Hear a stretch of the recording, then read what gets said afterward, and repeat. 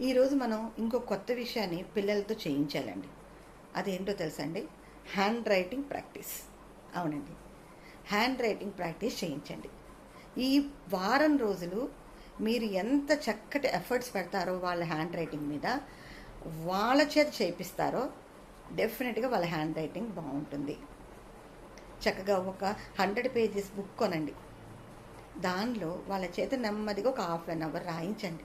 ఏదో ఒక టాపిక్ మీకు వాళ్ళకి నచ్చిన లాంగ్వేజ్, నచ్చిన టాపిక్లో చక్కగా చూసి రాయమనండి. అంతే, ఎక్కువ చేయదు. ఒక్క హాఫ్ అన్ అవర్, మళ్ళీ ఎక్కువ టైం ఇవ్వకండి. ఎందుకంటే ఎక్కువ టైం మనం ఏదైనా చేయిస్తే వాళ్ళ బోర్ ఫీల్ అయ్యి ఆ పని చెయ్యాలన్న ఇంట్రెస్ట్ వాళ్ళకి పోతుంది.